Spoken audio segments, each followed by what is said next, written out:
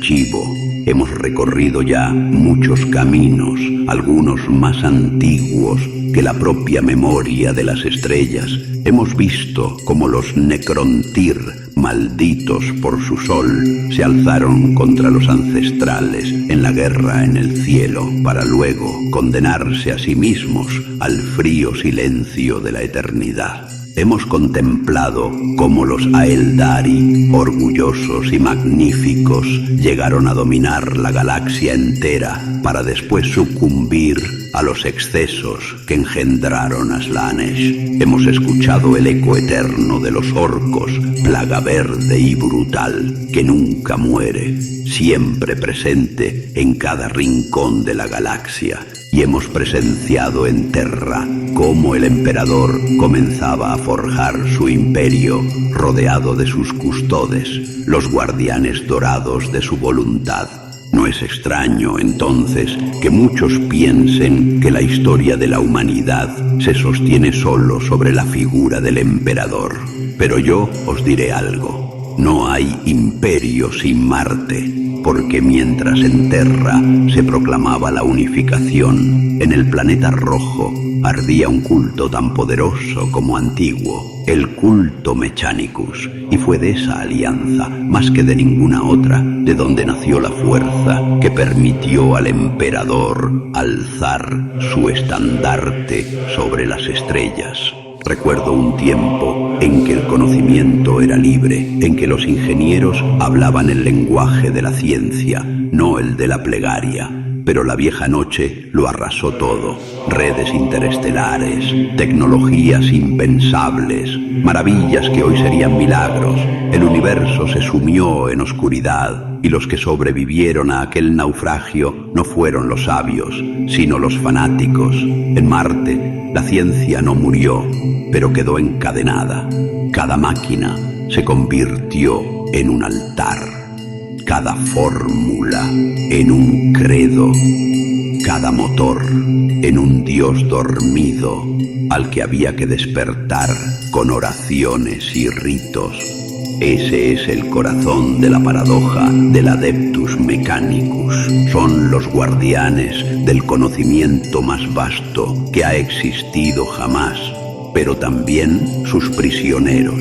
Ellos fabrican las armas que empuñan los astartes, las naves que llevan al imperio a la guerra, las máquinas que mantienen con vida a mundos enteros, y sin embargo lo hacen sin comprender del todo lo que protegen. En su fe creen que cada engranaje está habitado por un espíritu, que cada circuito debe ser venerado, que cada invención es sagrada porque encierra un fragmento del Omnisía, el dios máquina al que adoran.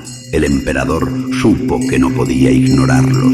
Terra tenía su visión y su voluntad, pero Marte guardaba la tecnología y la capacidad de fabricar en masa lo necesario para conquistar la galaxia. El pacto entre ambos fue inevitable. Dos titanes que se necesitaban mutuamente, aunque se miraran con recelo. Y así, en la raíz misma del imperio quedó sellada una contradicción. Por un lado, la razón encarnada en el emperador, que siempre negó a los dioses. Por otro, el dogma de Marte, que convirtió a la ciencia en religión. Una alianza que sostiene al imperio, pero que también lo divide en su misma esencia. Hoy, en el Archivo Obscurus, hablaremos de ellos, del Adeptus Mechanicus, los guardianes de la máquina, los sacerdotes del metal, sin los cuales el imperio de la humanidad jamás habría existido.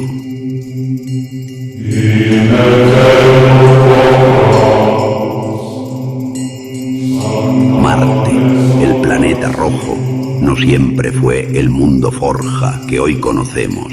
En los días de la edad oscura de la tecnología, entre los milenios 15 y 25, era un emblema del ingenio humano. Allí, en las arenas estériles y bajo los cielos teñidos de óxido, floreció una civilización que rivalizaba con la propia Terra en grandeza. La humanidad había alcanzado cotas imposibles, viajes interestelares sin restricciones, colonización de miles de sistemas y, sobre todo, la creación de inteligencias artificiales autónomas, los célebres Men of Iron. Marte fue colonizado y transformado en un gigantesco centro industrial. Sus fábricas no conocían descanso. De sus factorías surgían naves interestelares, armamento capaz de arrasar continentes y máquinas que parecían rozar la divinidad. Allí, en ese crisol de conocimiento y metal, la tecnología comenzó a adquirir un matiz distinto. Ya no era solo ciencia, sino un lenguaje que rozaba lo sagrado. Los primeros cultos al Omnisia, el dios máquina, aparecieron en esta época, cuando los ingenieros empezaron a ritualizar los procesos para asegurar su correcto funcionamiento. Lo que había nacido como superstición práctica, gestos y frases para no olvidar pasos vitales en sistemas cada vez más complejos, se fue consolidando como un proto-religión.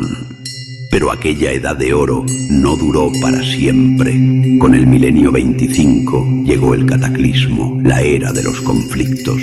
La disformidad, antes estable y navegable, se agitó como un mar en tempestad. Tormentas psíquicas inmensas bloquearon las rutas interestelares y los mundos quedaron aislados unos de otros. La comunicación interestelar se colapsó.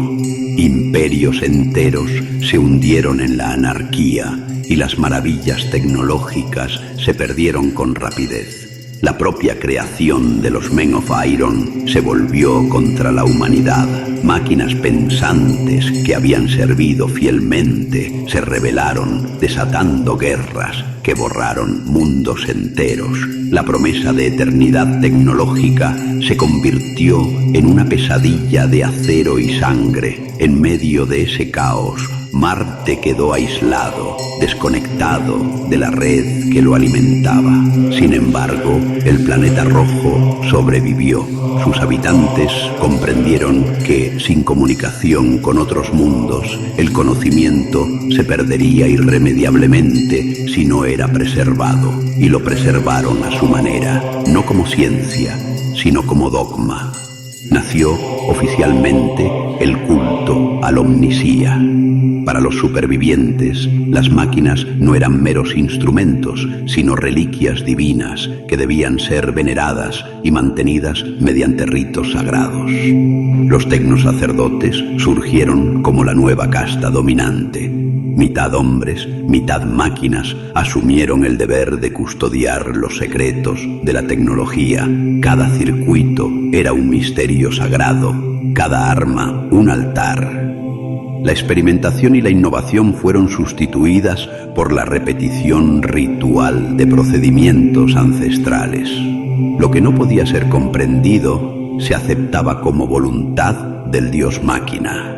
En esa transformación, Marte dejó de ser solo una colonia industrial. Se convirtió en un mundo religioso-tecnológico, donde ciencia y fe se fundieron en un credo único. Mientras la galaxia se hundía en el caos de la vieja noche, Marte se erigía como un faro de disciplina y supervivencia, aunque a un precio. El conocimiento, una vez libre, quedó encadenado por las cadenas de la fe. Aunque aislado, Marte no se apagó en la oscuridad de la era de los conflictos. Al contrario, se transformó en el corazón palpitante de un nuevo orden, el Mechanicum. Allí, en catedrales de hierro y cristal ennegrecido, se levantó una sociedad dedicada por entero al culto de la máquina.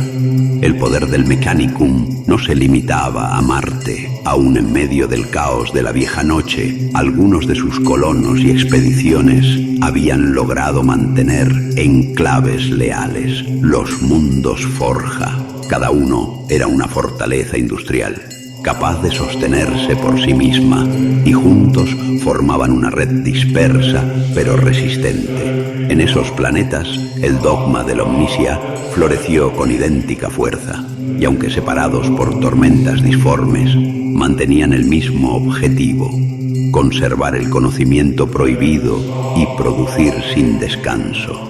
En la cúspide del Mechanicum se hallaba el fabricador general de Marte, señor absoluto de su jerarquía. Bajo su mando, una miríada de órdenes y sectas competían y cooperaban en un equilibrio precario. Los magos de la biologis, guardianes de la manipulación genética; los magos de la logis, maestros del cálculo y la predicción; los magos de la Dominus, señores de la guerra y la artillería. Cada título, cada rango, llevaba consigo más implantes y más renuncia a la carne, en la creencia de que acercarse a la máquina era acercarse a la perfección. El ejército del Mechanicum era tan vasto como sus fábricas. Los Skitarii, soldados cibernéticos, marchaban como legiones disciplinadas, mitad humanos, mitad máquina, ejecutores silenciosos de la voluntad de sus sacerdotes. Donde un Skitarii caía, otro podía ser ensamblado en las forjas. Eran la infantería incansable de Marte. Junto a ellos marchaban los colosos más temidos, los titanes de la Legio Titanicus, gigantes de metal, de alturas que rivalizaban con edificios, armados con cañones, capaces de vaporizar ejércitos enteros en un instante. Cada titán no era solo un arma, sino un templo ambulante, atendido por cultos enteros de sacerdotes y servidores. Que un titán pisara un campo de batalla era que el dios máquina mismo había puesto sus ojos en aquel lugar. Además, estaban sus flotas, cruceros, naves factoría, transportes colosales. El Mechanicum era capaz de construir y mantener vehículos interestelares a una escala que ninguna otra facción humana podía igualar en aquel tiempo. Sin ellos, cualquier sueño de reconquista de la galaxia habría sido imposible. Los tecnosacerdotes se veían a sí mismos como independientes del resto de la humanidad, mientras en Terra clanes tecnobárbaros luchaban por los restos de un planeta en ruinas. Marte se proclamaba heredero del conocimiento verdadero. Se consideraban los últimos guardianes de la ciencia de la Edad Oscura, aunque esa ciencia estuviera envuelta en rezos y cánticos litúrgicos. Cada máquina que construían, cada arma que entregaban a sus ejércitos, era tanto una herramienta de guerra como un objeto de culto. No había frontera entre religión e ingeniería. Las plegarias lubricaban engranajes, los salmos encendían reactores, los sacrificios mantenían en silencio a los espíritus máquina. En esta visión, el Mechanicum encontraba fuerza, pero también se encadenaba a sí mismo a un dogma que ya nunca rompería. Así, en el amanecer del milenio 30, Marte era algo único en la galaxia, una civilización que había sobrevivido al caos no gracias a la libertad del conocimiento, sino gracias a su santificación. Era un imperio en miniatura, capaz de rivalizar con Terra, que veía a los demás pueblos humanos como bárbaros ignorantes, necesitados de guía, y pronto ese orgullo chocaría con la ambición de un hombre que no reconocía dioses, el emperador de la humanidad. Cuando el emperador emergió de las sombras y comenzó su campaña de unificación en Terra, comprendió que su visión no podía limitarse a un solo mundo. Su proyecto no era simplemente alzar una nación, sino forjar un imperio de la humanidad que extendiera su voluntad a las estrellas. Pero el emperador era sabio, sabía que la fe y la voluntad podían unificar, que sus custodes podían protegerlo, que sus protolegiones podían luchar en su nombre, pero nada de eso bastaba sin el poder de la tecnología. Y la tecnología en su escala más vasta, no estaba en Terra, estaba en Marte. El planeta rojo era un titán dormido, colmado de fábricas, ejércitos y flotas. Sus sacerdotes dominaban los secretos que permitirían al emperador construir naves interestelares, armar legiones y sostener una guerra galáctica. Pero también era un titán orgulloso que no se sometería con facilidad. El emperador eligió la diplomacia donde otros habrían elegido la conquista. Cruzó el vacío que separaba Terra de Marte y ofreció un pacto. Reconocería la autonomía interna del Mechanicum, su jerarquía, sus rituales y su fe en el Omnisaya. No destruiría su culto, ni lo sustituiría por su propia doctrina secular. A cambio, Marte se uniría a Terra y pondría sus ejércitos, sus titanes, sus Esquitari y sus mundos forja al servicio del Imperio. El momento decisivo llegó en Olympus Mons, la mayor de las colosales montañas de Marte, convertida en centro sagrado del culto Mechanicus. Allí se firmó el Pacto de Marte, conocido también como el Treaty of Olympus Mons. Fue un acuerdo único en la historia galáctica. El emperador aceptaba ser reconocido como Omnisaya encarnado, la manifestación viviente del dios máquina. Los sacerdotes de Marte vieron en él la profecía cumplida, la unión de la carne y el espíritu mecánico.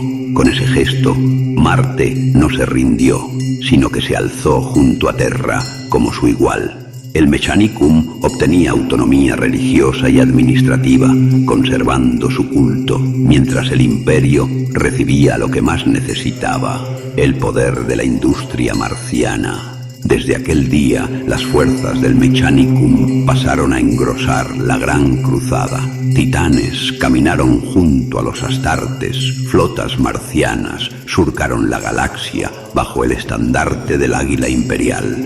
Los Esquitari lucharon en miles de mundos, mientras los tecnosacerdotes aseguraban que cada máquina, cada arma y cada nave respondiera al deber del Imperio. El Pacto de Marte no fue simplemente un tratado, fue la simbiosis que permitió que la visión del emperador se hiciera realidad.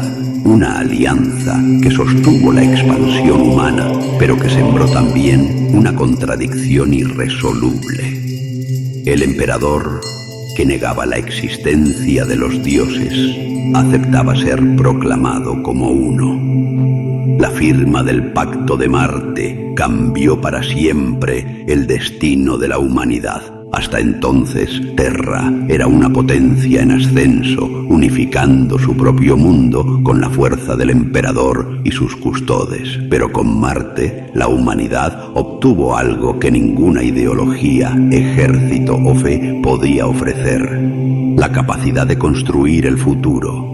Las forjas marcianas rugieron con un fervor sagrado. Desde sus factorías se alzaron los cascos de las primeras naves interestelares imperiales, las mismas que llevarían a las legiones astartes a conquistar las estrellas. Cada nave, cada motor, cada pieza de armamento era bendecida con rezos y sellos de pureza. La ciencia y la religión se entrelazaron hasta volverse indistinguibles. El imperio de la humanidad nació realmente en ese momento, no en los campos de batalla de Terra, sino en la unión del espíritu de Marte con la voluntad del emperador. Era un pacto entre la fe en la máquina y la razón encarnada en el hombre. Dos pilares que, aunque opuestos en esencia, se sostenían mutuamente. El Mechanicum se convirtió en una fuerza indispensable. Cada mundo conquistado durante la Gran Cruzada necesitaba sus tecnosacerdotes para ser reconstruido, purificado y conectado al flujo industrial del Imperio. Los Esquitari y los Titanes marchaban junto a los ejércitos imperiales, mientras los magos Biologis, Genetores y Logis daban forma a los cimientos de una nueva era. Pero bajo esa apariencia de armonía, el conflicto nunca desapareció. El emperador, que predicaba la supremacía de la razón, observaba con incomodidad los rezos y cánticos que los marcianos ofrecían a sus máquinas y los tecnosacerdotes que habían aceptado su figura como omnisía. Lo hacían más por conveniencia que por devoción. Ambos bandos necesitaban al otro, pero ninguno compartía la misma visión del universo.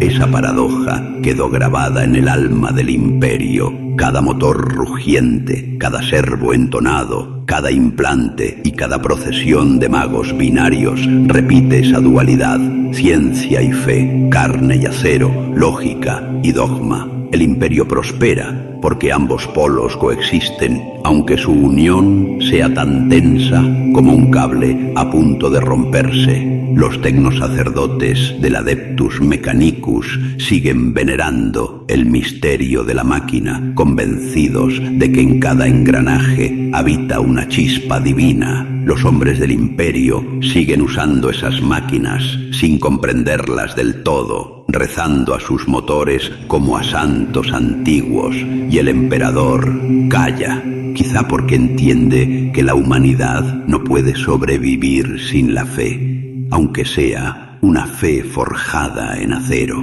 El eco del pacto de Marte aún resuena en el 41º milenio.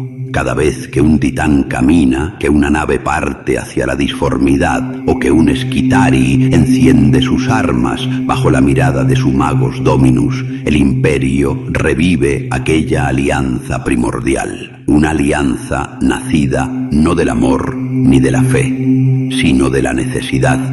Así nació un imperio sostenido por su propia contradicción. La mente que niega a los dioses, amparada por un culto que los fabrica, un milagro de acero y herejía, o quizá solo una máquina más que se niega a morir.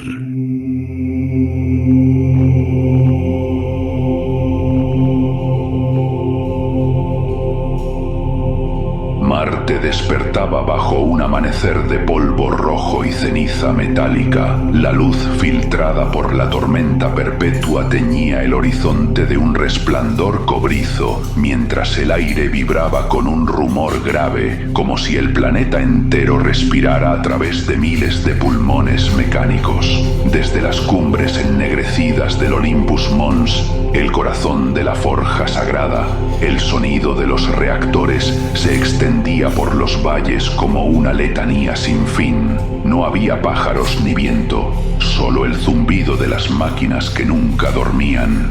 El día del nacimiento se había anunciado con 3 ciclos de antelación. Los magos Dominus habían decretado que aquel amanecer vería el despertar de un nuevo dios de guerra, un titán de clase emperador, el más colosal y venerado jamás ensamblado en aquella macroforja. Las ciudades colmena de la superficie se habían detenido para escuchar el anuncio.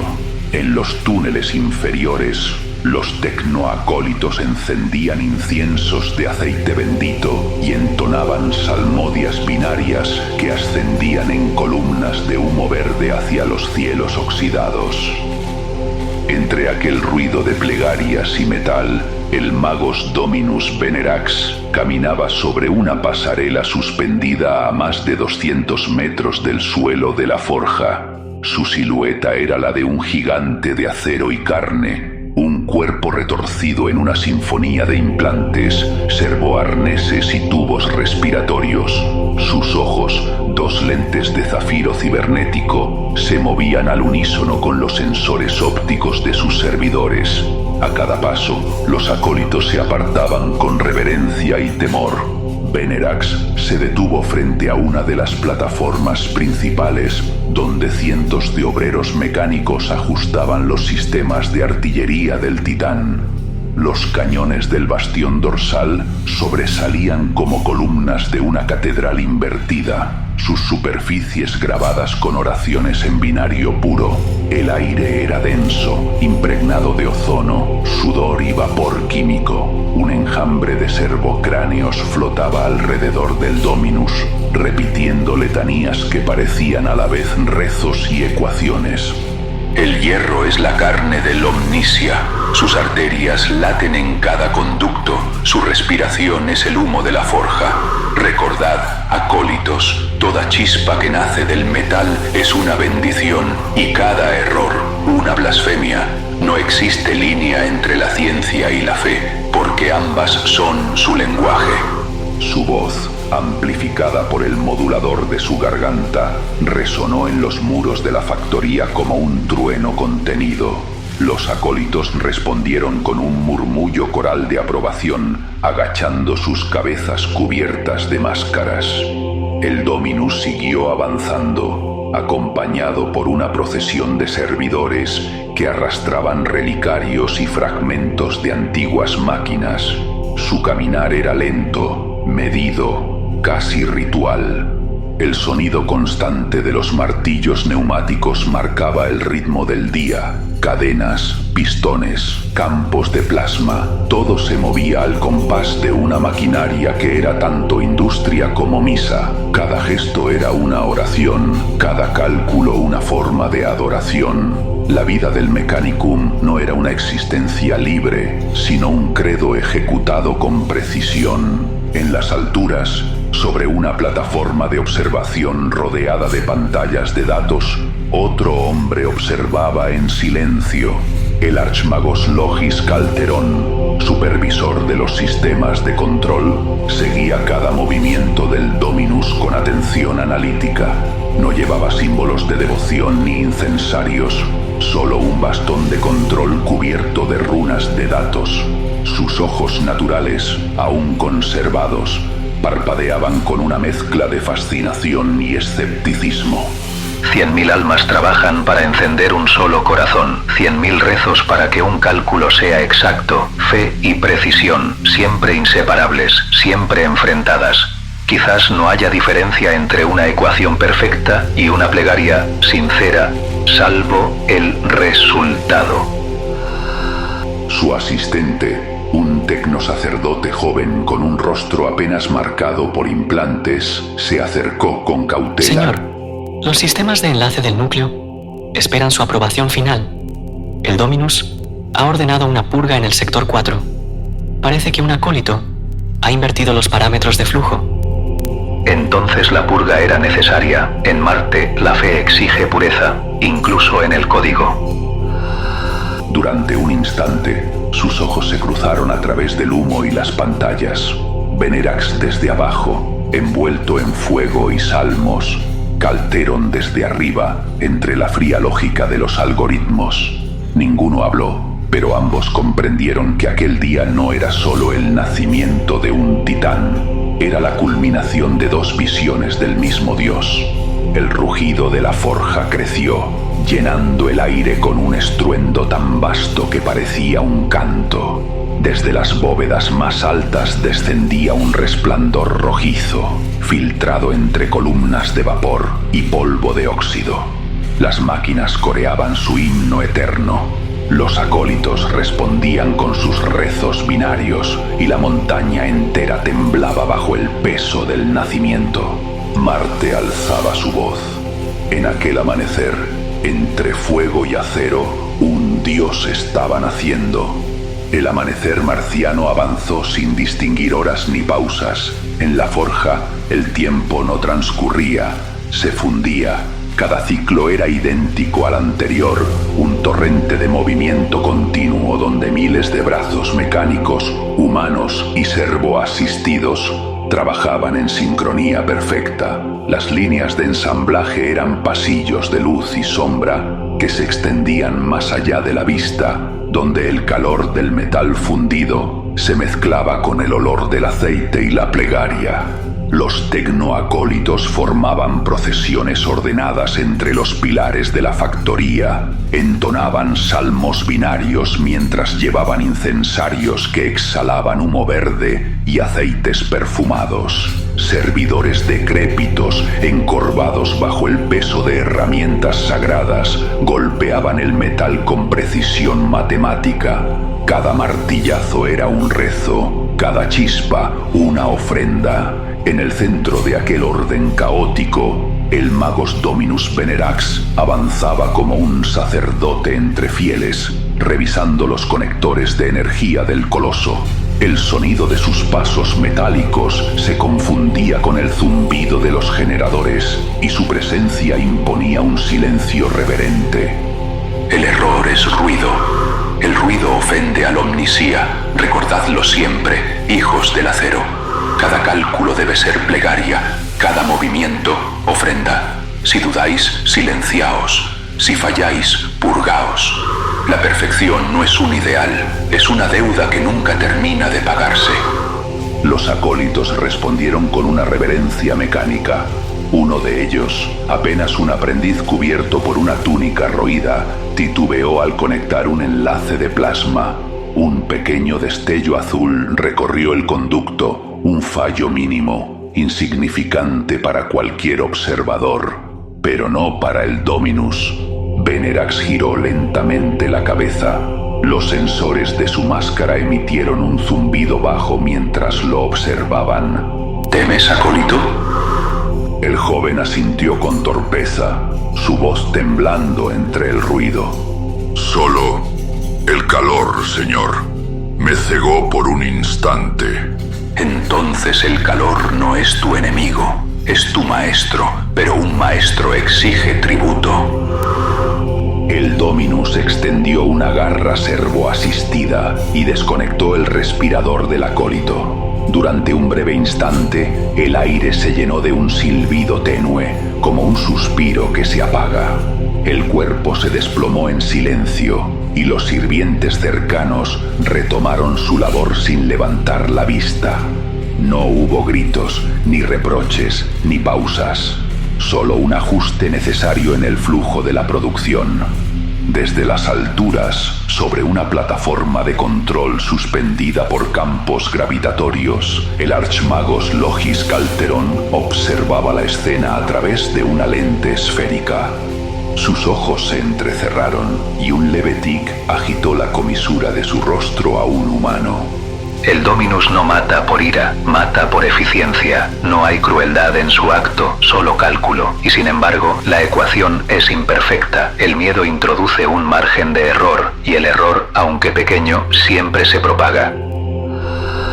A su lado, un tecnosacerdote joven observaba los monitores, incapaz de ocultar su incomodidad.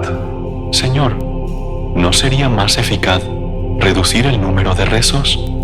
Interfieren con la comunicación interna. El ruido litúrgico altera la sincronización del núcleo de datos. Tal vez, pero cuando el silencio domina una forja, el metal deja de cantar, y si el metal no canta, los hombres olvidan por qué lo sirven. Deja que recen, aprendiz. El ruido sostiene la fe, y la fe mantiene la máquina. El acólito bajó la mirada, sin replicar. Calterón se volvió hacia la panorámica del coloso que crecía en el centro de la caverna. Sus estructuras alcanzaban ya el techo de la factoría, un bosque de cables, servos y blindajes que aún carecía de alma. En aquel momento, comprendió que lo que Venerax llamaba devoción y él llamaba sistema no eran cosas tan distintas. Ambas eran formas de control. Bajo él, los Esquitari avanzaban en formación, portando reliquias energéticas, marchando entre vapores incandescentes. Las luces de la forja destellaban sobre sus cascos cromados, y los cánticos se intensificaban a medida que el núcleo del titán cobraba forma. En las entrañas del Mechanicum, la fe y la razón latían al mismo compás. El pulso de la producción no era solo trabajo, era culto, y aquel día el corazón de Marte latía con fuerza divina. El turno de labor se prolongó sin que nadie lo marcara. En la forja, el tiempo se medía por pulsos energéticos y descargas de plasma, no por horas. A medida que los últimos niveles del coloso eran ensamblados, las pasarelas temblaban bajo el peso de grúas gravitatorias y motores suspendidos por campos magnéticos. Las sombras danzaban entre las nubes de humo y chispas, proyectando siluetas deformes sobre los muros de hierro vivo.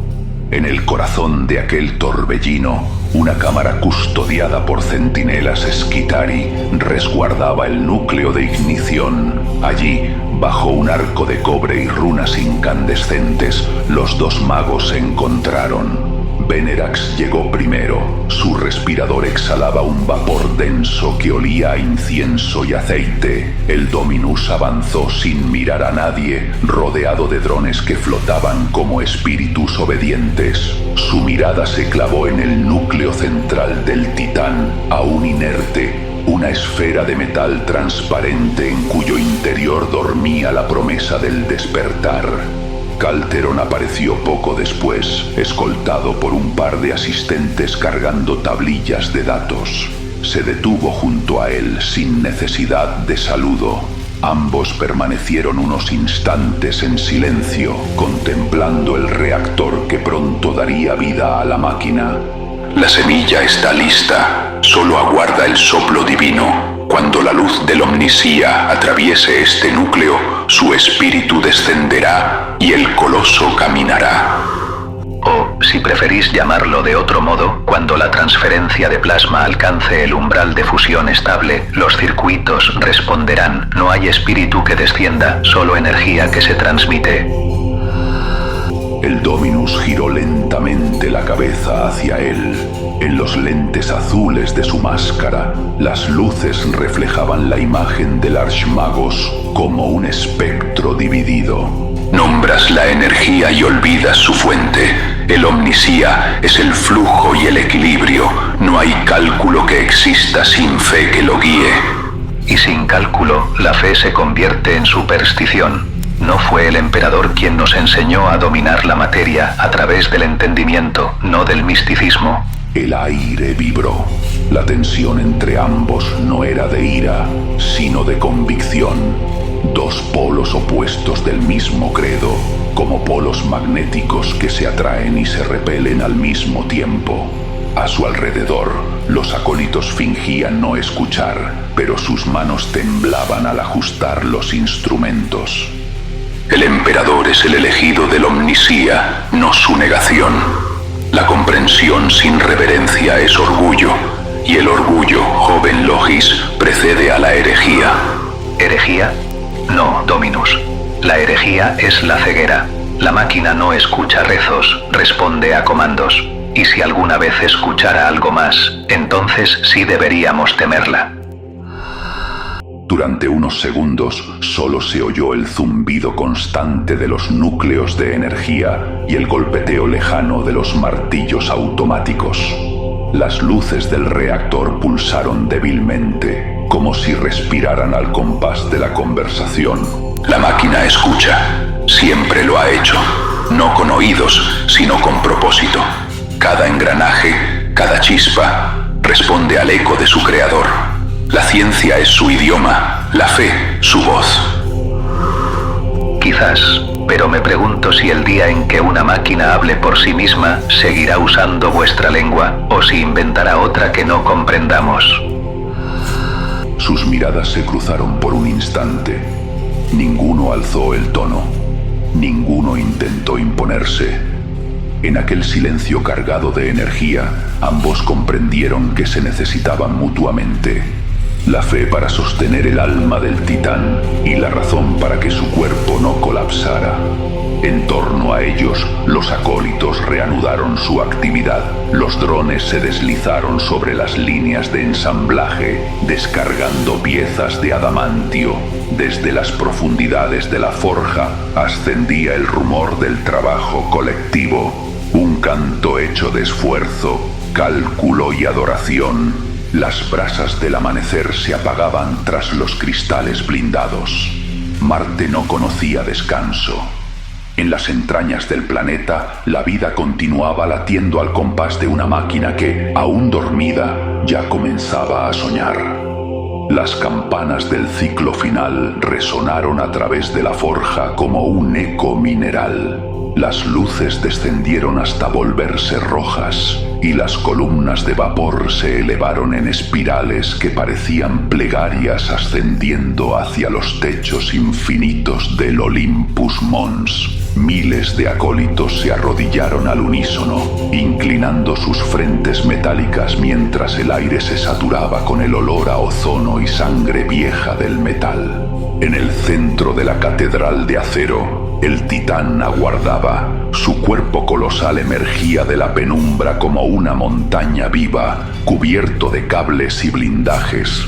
Cada articulación era un altar, cada placa una reliquia. Las runas luminosas que recorrían su chasis destellaban con vida latente, pulsando como venas bajo una piel de hierro. Su cabeza, aún sin el brillo de la conciencia, miraba al vacío con la solemnidad de un dios dormido. Venerax se aproximó al pie del coloso, seguido por procesiones de servidores que arrastraban relicarios y generadores de plasma. Alzaba su báculo adornado con filamentos de cobre sagrado, y sus voces auxiliares emitían cantos binarios que modulaban su respiración en un mantra constante. Oh, espíritu del Omnisaya, morador del vacío y del circuito, te invocamos. Que tu llama atraviese el metal. Que tu voluntad despierte el corazón de la máquina. Este cuerpo fue forjado con tu imagen. Que su despertar sea tu aliento. Sus palabras eran música y cálculo a la vez. Cada frase activaba un código. Cada palabra correspondía a una secuencia de encendido. Los acólitos repetían la letanía, sus voces mecánicas mezclándose con los zumbidos del reactor. En una pasarela superior, Calderon observaba el ritual. Su mano, delgada y cubierta de implantes de datos, se movía sobre los paneles de control con la precisión de un cirujano. En su pantalla danzaban columnas de cifras, diagramas térmicos y pulsos de energía que describían el ascenso gradual del flujo de plasma. Secuencia de ignición en curso. Transferencia de energía estable al 0,3%. Coherencia del campo de contención. Perfecta. La liturgia, por innecesaria que parezca, mantiene la sincronía emocional del equipo. Fascinante. Un temblor recorrió los cimientos de la forja. Las luces titilaron. Los campos magnéticos vibraron como cuerdas de un instrumento cósmico. El reactor principal del Titán comenzó a girar, una esfera de energía azulada que pulsaba con el ritmo de un corazón recién nacido. Las paredes temblaron con el sonido del poder en bruto. Era un rugido grave, continuo, como si el planeta exhalara su primer suspiro. He aquí el milagro. El metal respira, el espíritu despierta. Cada chispa es su pulso, cada trueno su voz. Él escucha, Logis. El Omnisía escucha. Lo que escucha, Dominus, es el ajuste de válvulas de contención. Lo que siente es el flujo de 1000 reactores interconectados. Pero admito que hay belleza en la precisión. Las palabras del Archmagos no eran burla, eran constatación. Ante ellos, el coloso se alzaba lentamente. Los anclajes gravitatorios se liberaron con un chasquido sordo y las plataformas comenzaron a retirarse con el gemido de 1000 engranajes liberados. El Titán, de varios cientos de metros de altura, se incorporó como un gigante emergiendo de un sueño milenario. Sus extremidades resonaban con ecos metálicos que hacían temblar las estructuras vecinas. Los Skitari entonaron himnos de guerra y los tecnoacólitos redoblaron sus cantos binarios. Los indicadores del reactor alcanzaron el umbral. Luces blancas, verdes y doradas iluminaron las entrañas del coloso. La máquina tenía vida. El Omnisaya camina entre nosotros. Camina porque nosotros lo programamos para hacerlo, pero si eso lo convierte en Dios, ¿no seremos nosotros sus profetas? La mirada de Venerax, filtrada por lentes y símbolos de fe, se posó sobre Calteron. Durante un instante, el Dominus no habló. La luz del reactor reflejaba sobre su máscara el resplandor de un amanecer nuevo, un amanecer hecho de fuego y acero. Profetas o siervos, en Marte, ambas cosas significan lo mismo. El titán dio su primer paso. El suelo tembló como bajo un terremoto, y una lluvia de polvo y chispas descendió desde las bóvedas. Su silueta se recortó contra el resplandor de la forja. Un dios de guerra alzando la cabeza hacia el cielo marciano, sus ojos encendidos con la furia de un sol contenido. El rugido del reactor se confundió con los cánticos. La línea entre plegaria y comando desapareció. En la superficie del coloso, las runas de ignición formaban símbolos que ningún mortal comprendía del todo, ecuaciones convertidas en oraciones, códigos que se fundían con el alma del metal. Venerax extendió los brazos, absorto, como si contemplara una aparición divina. Calteron, en cambio, registró el flujo de energía, midiendo el milagro como una variable reproducible. Ambos veían lo mismo y sin embargo no contemplaban lo mismo. Quizá la divinidad no sea más que la perfección de un sistema cerrado. Quizá lo sagrado sea simplemente el momento en que todo funciona como debe. Quizá la perfección no exista, salvo cuando el Omnisaya respira a través de nuestras manos. Durante unos instantes no hubo más ruido que el eco de aquel paso colosal. Ni martillos, ni órdenes, ni plegarias. Solo el latido del dios recién nacido resonando en el vacío marciano. Las puertas ciclópeas de la forja se abrieron con un gemido que hizo vibrar el aire durante largos segundos. Más allá del umbral, el horizonte de Marte se extendía bajo un cielo color cobre, surcado por el humo y la luz de 1000 motores. La tormenta de arena arrastraba brasas eléctricas que brillaban como almas perdidas entre el polvo. En un balcón suspendido sobre aquel abismo de fuego y maquinaria, Venerax y Calteron permanecían inmóviles. A sus pies, el titán de clase emperador avanzaba con pasos que hacían temblar la tierra. Cada movimiento era un terremoto contenido, cada zancada una proclamación de poder. La luz del reactor se reflejaba sobre las torres de la factoría, tiñendo las estructuras de oro y sangre. Más allá, otras siluetas colosales se alzaban entre la neblina. Titan Warlords, Reavers y Warhounds, una procesión de dioses metálicos en formación. Naves de transporte surcaban el cielo marciano, descendiendo en líneas perfectas. Entre ellas brillaban las lanzaderas del Imperio, cargadas de soldados, máquinas y fe. Todo Marte parecía una sola garganta rugiendo al unísono. Mira el orden, la exactitud, cada movimiento, cada impulso, cada vector calculado, ni un error, ni una desviación. La lógica ha vencido al caos. Esto no es fe, es estructura. Y sin embargo, ¿no lo sientes? El pulso que late bajo el cálculo, el fuego que arde detrás del número. Esto no es solo estructura, Lokis, es espíritu. El Omnisia camina y su voz se escucha en cada motor que despierta. No escucho voces, Dominus, solo frecuencia y resonancia. Si eso es un dios, entonces la ciencia lo ha construido. Y si lo hemos construido, ¿no será que el Omnisía obra a través de nuestras manos?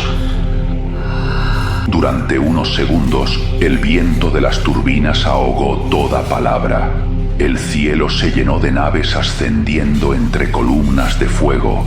y la luz de los reactores pintó los perfiles de los dos magos en tonos Quizás de no bronce exista y diferencia. verde. Quizás la fe sea solo la forma humana del cálculo, la manera de soportar lo infinito. Y quizás el cálculo sea solo otra oración, una plegaria pronunciada en el idioma del metal. El silencio entre ambos no era hostil, era el reconocimiento de dos mitades que se necesitaban para sostener una misma creación. Fe y razón, carne y circuito, rezo y ecuación, polos opuestos que giraban en torno al mismo centro. Bajo ellos, el titán comenzó su marcha. Sus pasos lentos hacían temblar la plataforma de embarque, mientras columnas de vapor se alzaban a su alrededor. Grúas gravitatorias descendían desde las naves orbitales, sujetando el coloso con haces de energía azul. Decenas de Skitarii dirigían el tránsito de servomecanismos y transportes blindados, y procesiones de acólitos se arrodillaban a su paso, entonando letanías que acompañaban cada movimiento del gigante. Los cañones permanecían bajos, en posición de descanso, mientras los campos de contención magnética envolvían su silueta con una luz dorada. En el cielo, enormes barcazas del Mechanicum, templos flotantes de acero y vacío, se abrían como cálices para recibir a los dioses de guerra que partirían hacia las estrellas.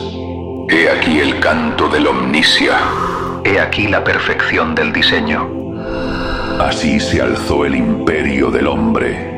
Desde Marte partieron sus dioses de metal, desde Terra su voluntad. Juntos marcharon sobre las estrellas y el silencio del cosmos se quebró ante el rugido de su fe y su acero. La gran cruzada había comenzado.